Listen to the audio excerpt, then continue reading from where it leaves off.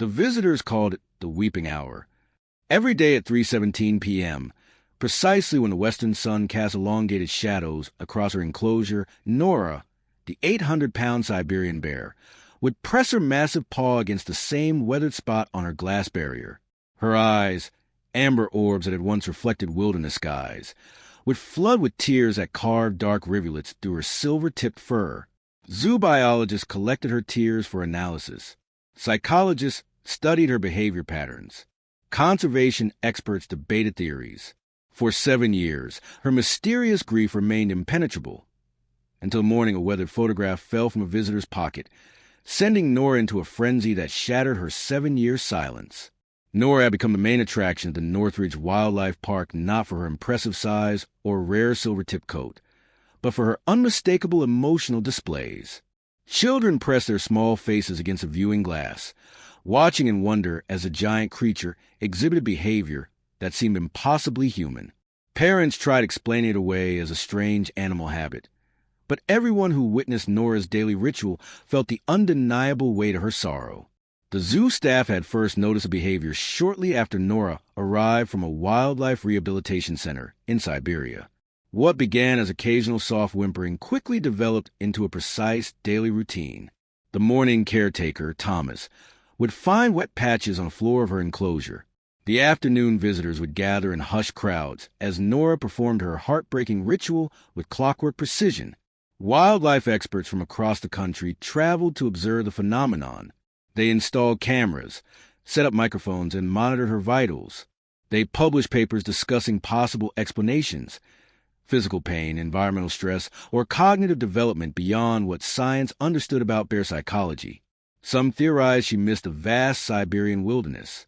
Others suggested she might be experiencing a form of animal depression. Despite their best efforts, Nora's food intake decreased month by month. Her once thick coat lost its luster. The vibrant amber of her eyes dulled to a flat bronze. The zoo veterinarian, Dr. Elaine Morris, implemented various enrichment programs. They redesigned her habitat with streaming water features and climbing structures. They introduced new scents and seasonal changes. Nothing worked. The mystery of Nora's heartbreak deepened with each passing season, becoming a somber legend told throughout the wildlife community. The bear who cried real tears, mourning something no human could understand. Long before Nora became known as the crying bear of Northridge Wildlife Park, she roamed the remote Siberian wilderness as part of a small family unit. The dense forests and snow-covered valleys of the Seco-Talon mountain range had been home to her family for generations. In those days, Nora's eyes shone with the fierce independence characteristic of her species, yet they also held the gentle recognition reserved for her closest companion, her brother Mikhail. Born in the same winter den, the sibling bears had defied typical bear behavior by maintaining their bond well beyond cubhood. Local researchers who occasionally tracked their movements noted this unusual relationship. While most bears separated after leaving their mother, Nora and Mikhail hunted together, shared territories, and even denayed within close proximity during the harsh Siberian winters. Their world changed forever during the unusually dry summer of 2016. Wildfires tore through the ancient forests, forcing wildlife into unfamiliar territories. The sibling bears fled the advancing flames, navigating through unfamiliar valleys and crossing territories marked by other predators. In their desperate search for safety, they ventured closer to human settlements than they had ever gone before. It was near the logging town of Kreptovaya that the tragedy occurred. Frightened by the nearby fires and starving after days without proper food, the bears encountered a group of loggers returning from their shift. The chaos that followed separated the siblings forever. Mikhail disappeared into the forest amid the shouts and engine noises, while Nora, disoriented and injured by a tranquilizer dart, collapsed near the roadside. Wildlife officials, concerned about the increased bear encounters near human settlements, made a decision to transport the unconscious Nora to a rehabilitation facility. Her injuries were minor, but her behavior in captivity immediately concerned the staff. She paced constantly, calling out with low, mournful vocalizations that echoed through the facility. She refused food and showed no interest in the enrichment activities provided. After months of unsuccessful rehabilitation attempts, The difficult decision was made to transfer Nora to the Northridge Wildlife Park. The experts believed that perhaps a specialized facility with more resources could help the clearly distressed bear. Medical examinations revealed no physical ailments that could explain her behavior. Yet Nora continued to deteriorate emotionally. What the wildlife experts couldn't understand was the depth of the bond that had been severed. In the complex social understanding of Siberian bears, Nora and Mikhail had developed a connection that transcended typical animal relationships. Their unusual sibling bond had created a dependency and understanding that, when broken, left Nora in a state of grief that her wild instincts couldn't process. The bear's heart was literally broken. Trapped in an endless cycle of searching for a companion she would never find again in the confines of her manufactured habitat. As months passed at Northridge Wildlife Park, Nora's behavior settled into a pattern that both fascinated and troubled everyone who witnessed it. Her days became structured around her grief in a rhythm as predictable as the changing seasons. Every morning began the same way. Nora would emerge from her night quarters as the zookeepers opened the gates, her massive head hanging low, shoulders slumped despite her powerful frame. She would make a slow, deliberate circuit around her enclosure, sniffing at the same spots, pressing her nose against particular sections of the glass barrier. The morning visitors often commented on how methodical she seemed, as though searching for something or someone she knew would not be there. But it was the afternoon ritual that drew the crowds.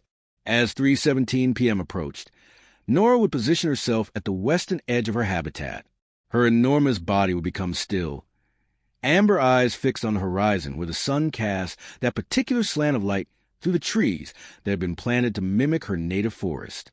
Then, with clock-like precision, the first tear would well up and spill over, darkening the silver-tipped fur below her eye. More would follow, accompanied by a deep, resonant sound from her chest, not quite a growl, not quite a moan, but something hauntingly in between. The zookeepers tried everything within their power to help her. Thomas, who had formed the closest bond with Nora, spent extra hours talking softly to her through the feeding hatch.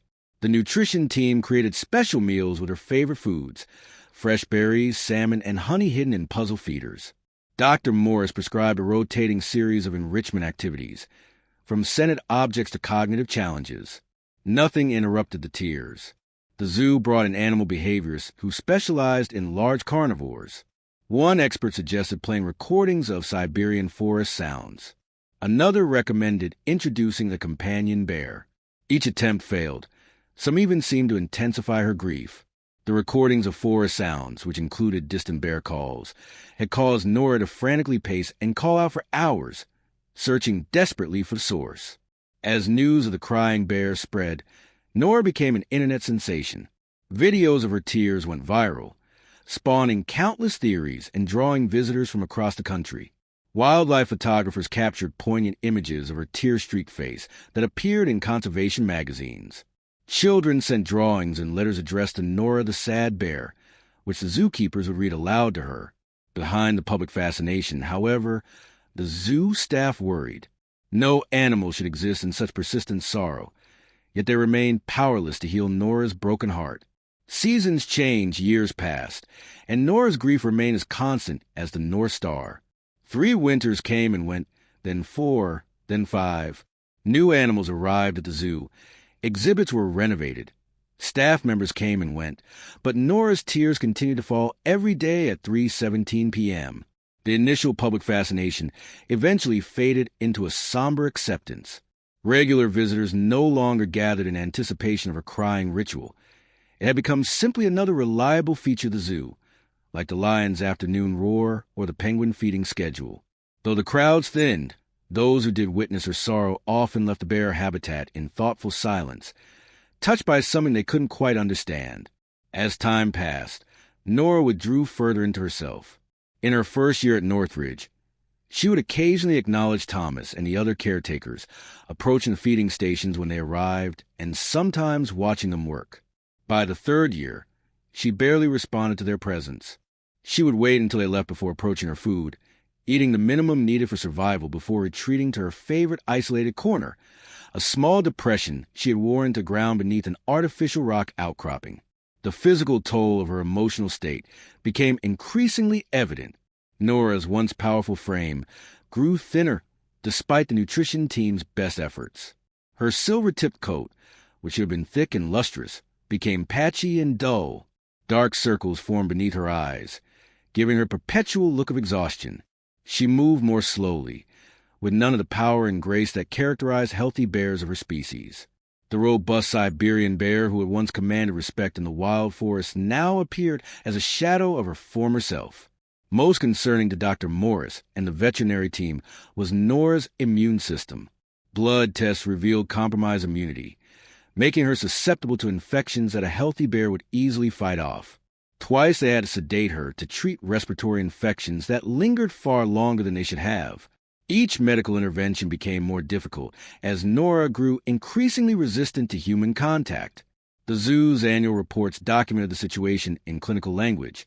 Specimen exhibits continued behavioral abnormalities and declining physical condition despite intervention. Behind these sterile words lay the reality that everyone who cared for Nora had come to accept. She was slowly fading away, consumed by a grief too profound to overcome, dying not from any disease, but from a broken heart. On a crisp autumn Tuesday, 6 years and 2 months after Nora's arrival at Northridge Wildlife Park, a weathered blue truck pulled into the visitor parking lot. The vehicle, bearing Siberian license plates and covered in dust from a long journey, stood out among the neat rows of family cars and tour buses. From it emerged an elderly man with a thick gray beard and deep creases around his eyes that spoke of decades spent in harsh wilderness conditions. The man, who gave his name as Victor Petrov when purchasing his entry ticket, moved with the deliberate pace of someone conserving energy. Unlike the other visitors who consulted maps and planned their routes through the zoo's attractions, Victor seemed to know exactly where he was heading. He walked with purpose, his eyes scanning the directional signs, until he found the one pointing toward the bear habitats. He arrived at Nora's enclosure during the quiet mid-morning hours when most visitors were gathered at the sea lion demonstration on the opposite side of the park. Victor stood alone at the viewing glass, his weathered hands gripping the railing, eyes fixed intently on the habitat before him. For nearly 20 minutes, he waited motionless as Nora remained hidden in her sleeping den. When she finally emerged for her morning inspection of the enclosure, Victor's breath caught visibly. Though he made no sound, something in his posture changed, a subtle straightening of his shoulders, a slight lean forward. Nora moved through her usual routine, seemingly unaware of the solitary visitor watching her with such intensity. Thomas, who was refreshing the water feature in the enclosure, noticed the unusual visitor. Most people stayed for a few minutes at each habitat before moving on, but this man showed no signs of leaving. When Thomas exited to the service door, Victor approached him with questions about Nora, specific questions about her origin, behavior patterns, and health that surprised the zookeeper with her depth of knowledge about Siberian bears. "She has been here a long time, duh?" Victor asked in heavily accented English. 6 years, Thomas replied. She came from Siberia after being separated from her territory during the wildfires. Something flickered across Victor's face. Recognition, perhaps, or concern. He asked about her daily schedule, and most particularly about her crying behavior. Thomas explained the afternoon ritual that had made Nora famous, expecting the usual reaction of curiosity or disbelief. Instead, Victor simply nodded as though confirming something he already suspected. "I will return tomorrow," he said before departing, leaving Thomas puzzled by the encounter. True to his word, Victor returned the following day and the day after that. Each visit, he would stand at the same spot by the viewing glass, watching Nora with unwavering attention. He brought no camera like other visitors, took no photos or videos of the famous crying bear. He simply watched, his eyes following her every movement with an intensity that suggested he was looking for something specific, something only he knew existed. What remained unclear to everyone at the zoo was why this particular visitor seemed so drawn to Nora, and why. For the first time in years, the bear occasionally glanced in the direction of the viewing area when Victor stood there. On the 7th day of Victor's visits, something changed in the unchangeable routine that had defined Nora's existence for 6 long years.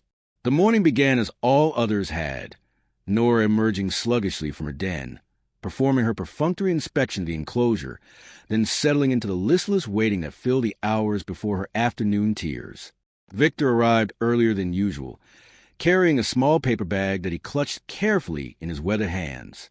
Thomas approached him, curious about the regular visitor who showed such unusual interest in their most troubled resident. Victor acknowledged the zookeeper with a nod, but remained focused on the bear. After several minutes of silence, he spoke without turning away from the glass. "In my homeland, we have story of bears who carry human souls," he said softly. "When bond between bear and human is broken, both suffer in ways that cannot be healed by medicine." Before Thomas could respond to this strange statement, Victor reached into his paper bag and removed something wrapped in cloth. With deliberate movements, he unfolded the fabric to reveal what appeared to be an old forest ranger's cap, faded green with a distinctive emblem. He placed it on his head, adjusting it with practiced familiarity. At that precise moment, Nora lifted her head as though sensing a change in the air. Her nostrils flared, testing the unchanged zoo atmosphere. Then, with a suddenness that startled a few visitors nearby, she turned directly toward a viewing glass where Victor stood. For several heartbeats, the massive bear remained frozen, her amber eyes locked on the elderly man's face beneath the ranger cap. The recognition did not come gradually. It crashed over her like a physical wave. Nora's entire body trembled visibly. Her ears, which had remained flattened against her head for years, suddenly perked forward with an alertness not seen since her arrival. She moved toward the glass with a speed that caught everyone by surprise, covering the distance in powerful strides that belied her weakened condition. There was none of the hesitation or reluctance that had characterized her movements for years. She pressed her enormous muzzle against the barrier, directly in front of Victor, her breath fogging the glass between them. Then came the sound, not the mournful cry that visitors expected, but something entirely different. A deep, rumbling vocalization that started low in her chest and built into what the zoo's bear experts would later describe as a recognition call, a sound bears make when reuniting after separation. Victor stumbled backward, clearly unprepared for the intensity of her response. The cap fell from his head as he braced himself against the railing. Tears welled in his eyes, mirroring those that now streamed down Nora's face. But these were not her usual tears of sorrow. These flowed from a different emotional wellspring altogether. "Mishka," he whispered, using the Russian endearment for bear. "You remember."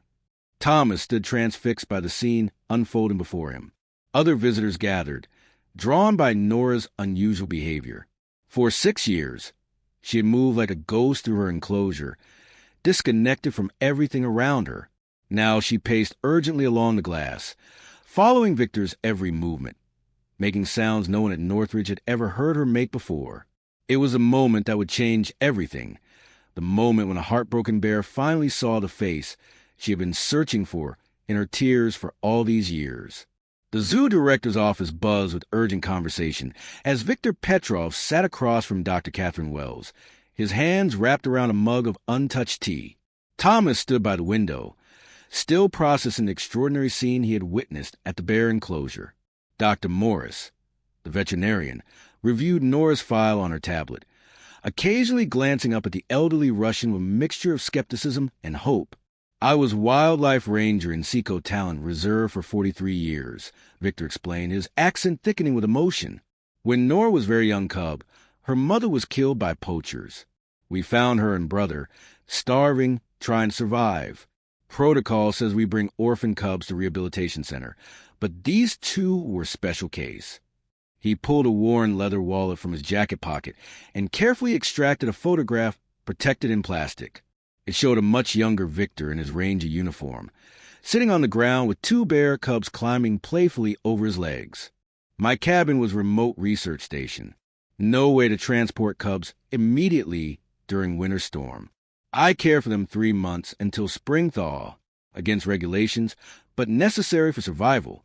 His weathered finger gently touched the image of the smaller cub. "This one, female with silver-tipped fur, this is Nora." Dr. Wells leaned forward. "You hand raise her?" Victor nodded. "Both cubs. When they grew stronger, we followed proper protocols for rewilding. minimal human contact, teaching to forage, preparing for release. But damage was done, not bad damage, but different bond. These cubs visited my research cabin many years after release, especially during first winters alone. Most unusual behavior. He explained how the bears had grown into healthy adults but maintained awareness of him, occasionally appearing at the forest edge near his cabin. The local research team had documented this rare behavior, adding it to scientific understanding of bear cognition and social recognition. The bears never approached other humans or became problematic, but they recognized Victor specifically. When fires came 6 years ago, I was coordinating firefighting efforts. I heard report of female bear captured near logging camp. I tried to reach area, but roads were blocked by flames. Victor's voice grew strained. By time I could travel, bear was gone, taken facility far away. I searched for information about where she went, but records were complicated. Russian bureaucracy. He described years of persistent inquiries, tracking the transfer documentation through multiple agencies. The search had taken him into retirement and eventually led him across continents to Northridge Wildlife Park. Her brother still visits my cabin each spring, Victor said, his eyes distant with memory. He waits at forest edge, looking for sister who never returns. The room fell silent as the full weight of the revelation settled over them. The mysterious daily tears, the precise timing, the westward gaze. Nora hadn't just been crying from abstract grief. She had been mourning a specific loss and searching for a specific face, one that had imprinted on her during those formative months when Victor had been her protector and guide in a world without her mother.